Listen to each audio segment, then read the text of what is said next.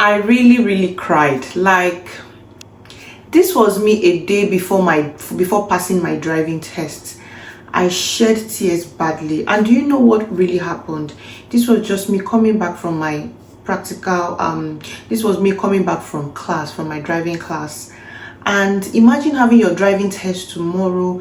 Imagine practicing for God knows how many hours how many hours of lessons I have done, and then being on the road, and imagine going through all the test routes, all the places that you have been to, doing the maneuvers that you have done before and you knew how to do very well, and just seeing yourself doing rubbish, and your instructor is looking at you like, what is happening with you? Is everything okay?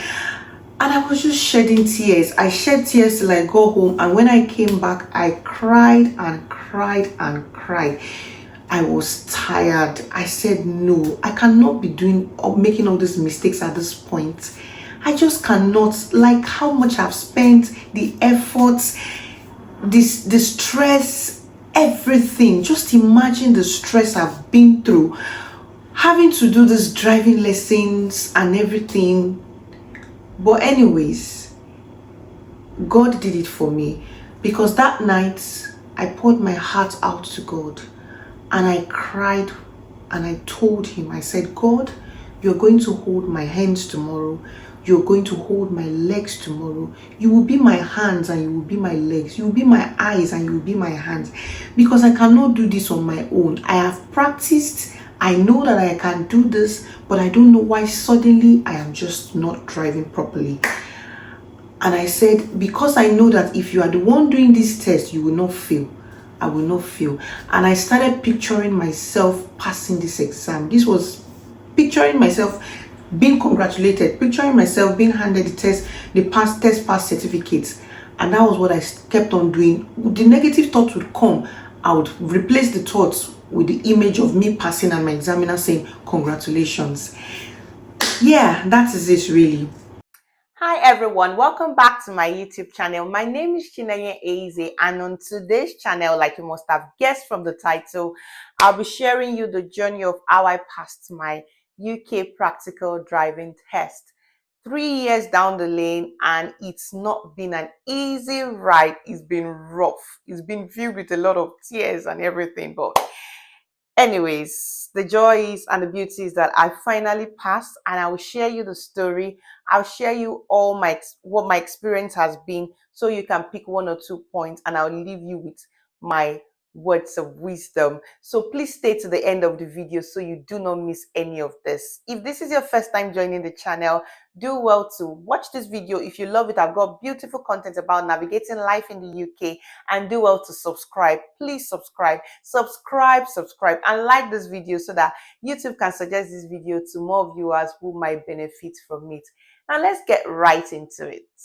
So the journey all began in 2021 September, when I passed my theory test. So for context basis, in the UK, you have to do a theory test and then a practical test for you to be licensed as a driver. So I did my theory test in 2021 September and I passed. For me, it was quite easy, and then the journey to getting an instructor began. I found an instructor and the start date was in January 2022. 6 to 7 months down the line, I did my first practical tests and I failed. You know what? When I was practicing, when I was going for my driving classes, it was horrible. Not horrible because my instructor was horrible. He was a good person, but my nerves, every time I want to drive, every time I have a driving class, I just feel like, oh my god, what's going to happen? And my heart would be beating so fast, and I would it was just hard, very hard. That's just it. So I never looked forward to my driving classes days. But guess what? On the day of my test, my examiner was very calm, and I felt at peace. I felt like nobody was really going to control or tell me what to do or stop me. So I was so calm in throughout the exam. And I was so confident. So when we got back to the test center, and you know when you're feeling like, oh, you've passed, and you were just told you failed, I was like, what?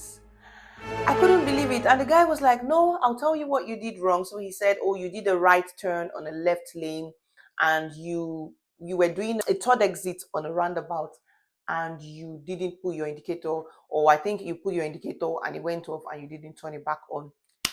Anyway, so I failed and I left it. My confidence dropped. I felt like I wasn't good enough. I just felt like this driving thing is not for me. And I stopped. I didn't do any more classes. I didn't book any tests. And that was it. Then the following year in 2023, about February 2023, I thought to myself, you can't carry on like this. You have to book another test. You have to take your classes again and all. I went back to my instructor, and this time around he wasn't free because I had changed job, and the only time I was free for a driving class is in the evenings, and he said he wasn't free.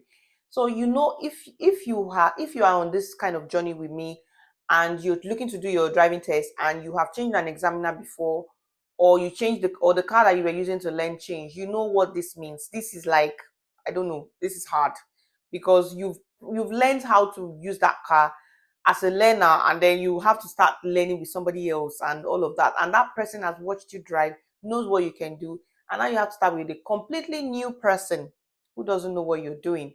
So it was like starting all over again. So the search for a new instructor was really hard, and it was hard.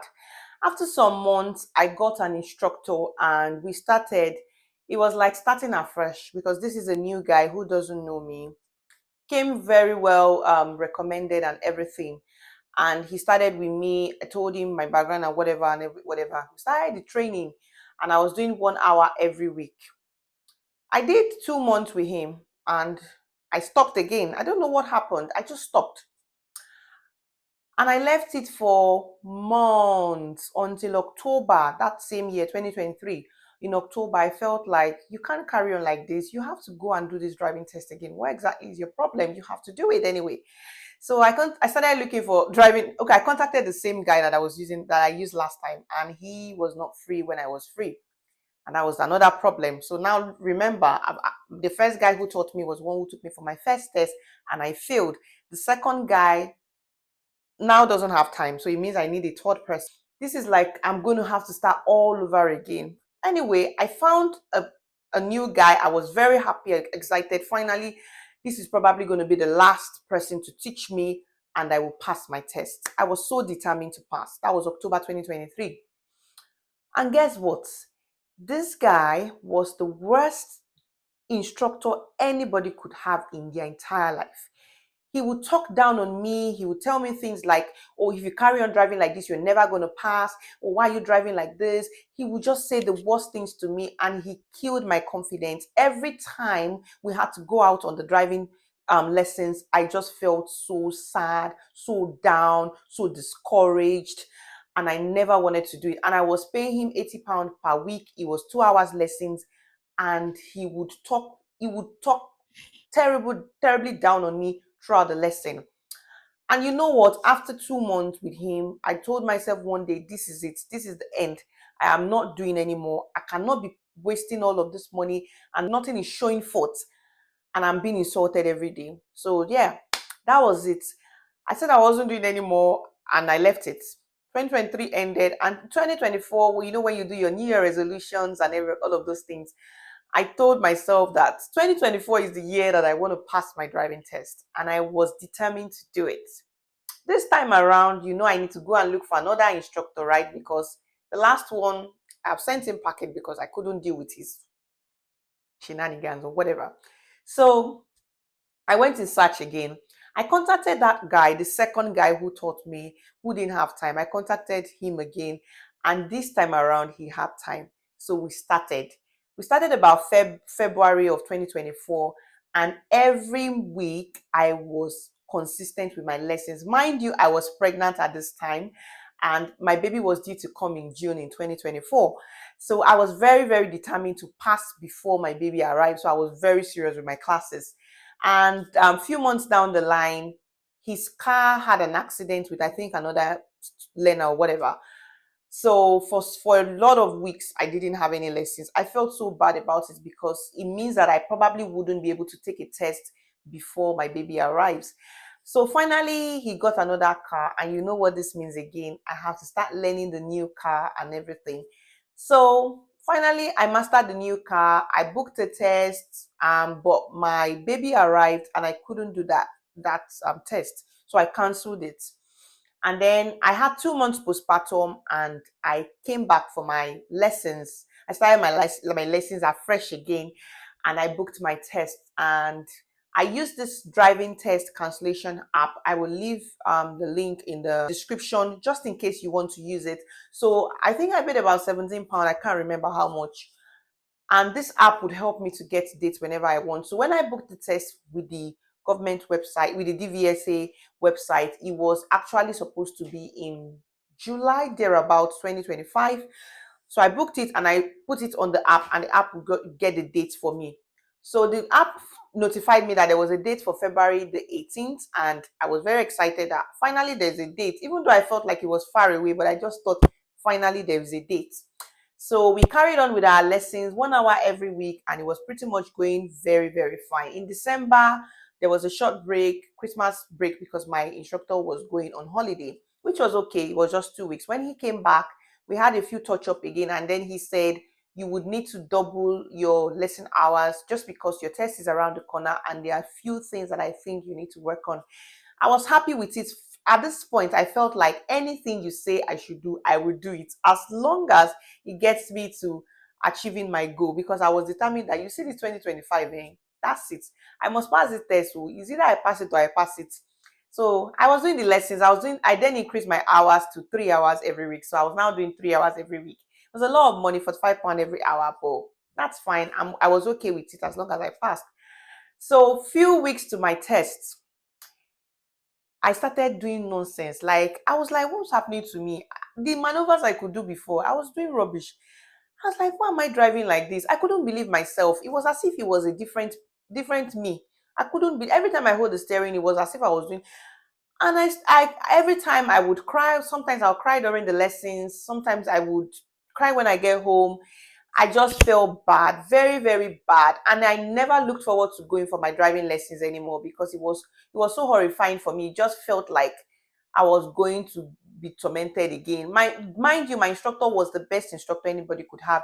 He was extremely calm. He would correct me politely. He would show me, he would correct me if I made a mistake. Mind you, he would always correct me, but he would correct me in a very respectful manner, which was good. It was just me who was feeling very bad in myself, that at this point in my life, I didn't expect to still be making such mistakes, because these are things that I had learned and I had gone past with. A day to my test, I cried bitterly after my lessons. It was bad. It was so bad. And I said, how can I be going for a test tomorrow and I'm driving like this? If I was my own examiner, I'll fail me. You get my point. So anyway, the day for the test came.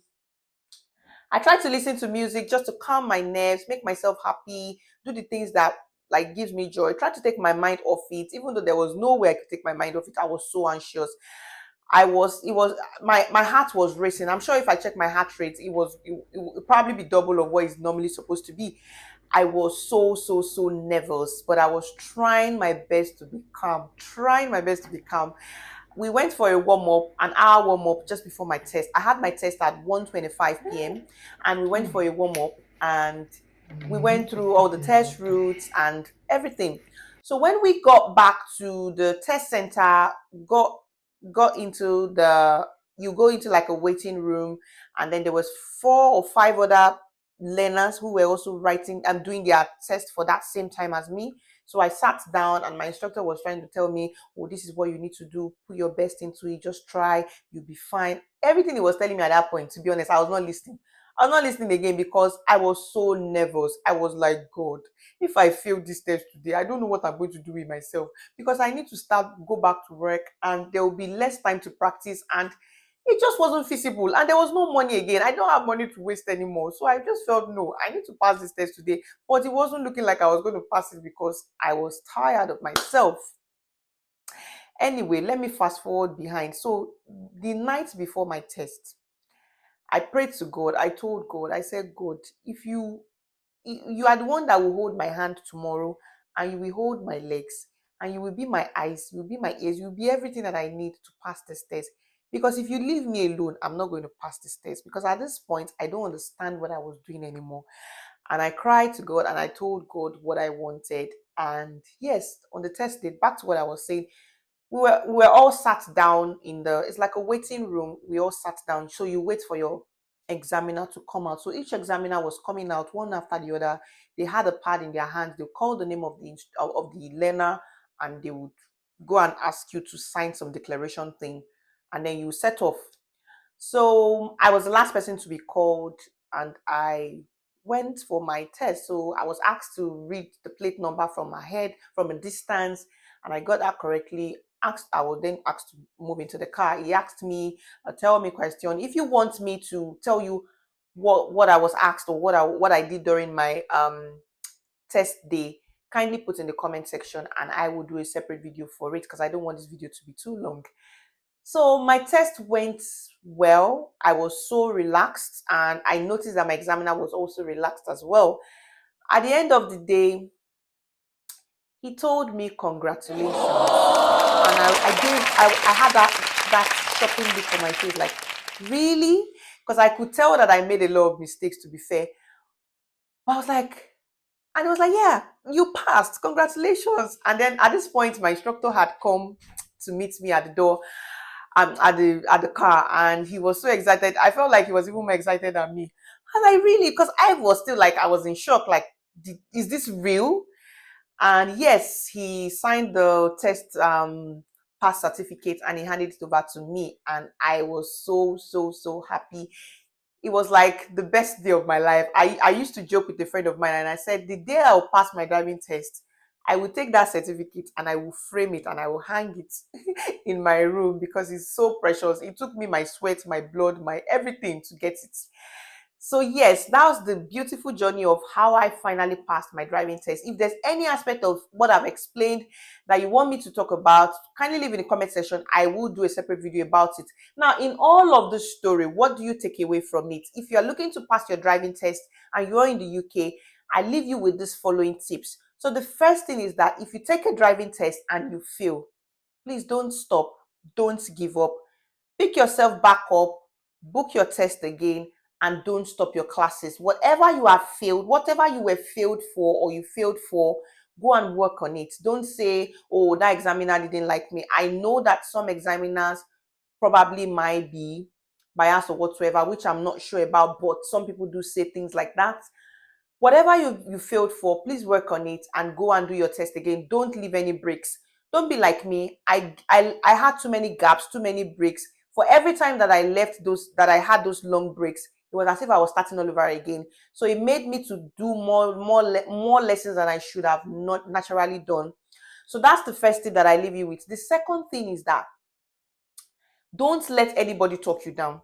Don't let anybody kill your confidence. Don't let anybody to pull you down at all. Whoever it might be, don't let that person. If it's an instructor that is wanting to talk to you anyhow, because I know that some instructors are very, very rude. If you come across those kind of people and if you don't feel comfortable with them, let them go. You will find a better person. Don't just stay with them and then they kill your confidence to the point that you cannot never pass any test, or it takes you so long to pass a test.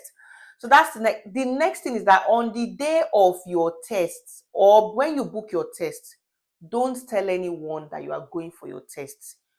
Let it be between you and you. This just helps you it helps you to be less anxious. It helps you with your nerves, because if you know that you have told A, B, C, D that you are doing test today, you know that they will ask you at the end of the day that how did the test go? And you know that if you fail, you will not be happy to tell them. It will put you on the edge. It will just put you on high jump and you'll be like, God, I don't want to fail. And at the end of the day, that person might fail.